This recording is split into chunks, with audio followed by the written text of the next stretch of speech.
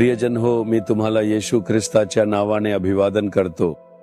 तुम्ही नवीन वर्षात प्रवेश करणार आहात, त्यामुळे स्वतःची तयारी करा। तुम्हाला नवीन आशीर्वाद मिळणार आहेत। या दिवसांत आपण त्याच्या कृपेची आठवण ठेवून प्रभूचे स्तुती करायला हवी। फक्त मागे वळून पहा, या संपूर्ण वर्षभर तो तुम्हाला कसा मार्गदर्शन करत होता।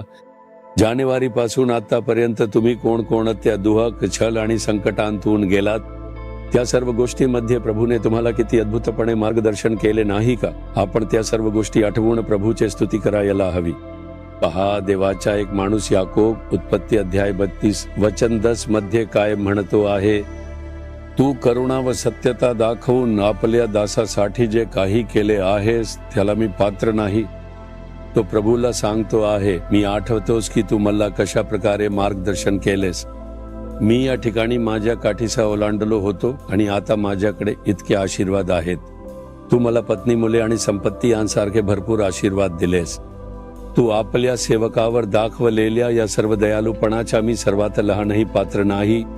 मी या सर्वाच्या पात्र नाही, पण हे सर्व तुझ्या कृपेने आणि केवळ कृपेनेच आहे। फक्त मागे वळून पहा।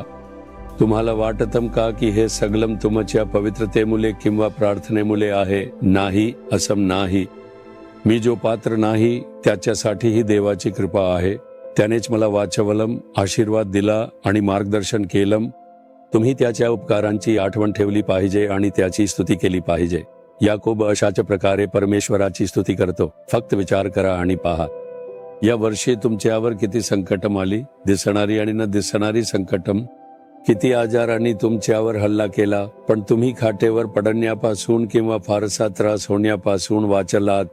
तुम्ही त्या सगळ्यातून बाहेर आलात। हीच देवाची कृपा आहे। जिथे काहीच नव्हतं अशा परिस्थितीत प्रभूने काय काय दिलं? काम करण्याची ताकद, व्यवसाय करण्याची ताकद आणि व्यवसायात मिळालेले आशीर्वाद व चांगुलपणा। तुम्ही हे सगळं लक्षात ठेवायला हवं आणि म्हणायला हवं की मी पात्र नाही की तू मला इथपर्यंत नेलम।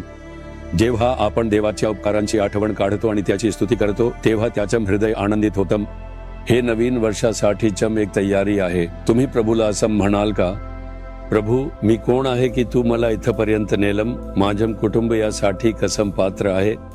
तू आम्हाला इतका मोठा आशीर्वाद, संरक्षण आणि चांगुलपणा दिलास। माझं पात्रत्व नाही की मला हा उपकार मिळावा। मी तुझ्या कृपेची आठवण काढतो आणि तुझी स्तुती करतो। येशूच्या नावाने आमेन, आमेन। जीसस रिडीम्ड मराठी ह्या YouTube चॅनेलला सबस्क्राईब करा। सबस्क्राईब बटनावर क्लिक करा आणि बेल चिन्हावरही क्लिक करा। दररोजच्या नवीन कार्यक्रमांची माहिती मिळवा।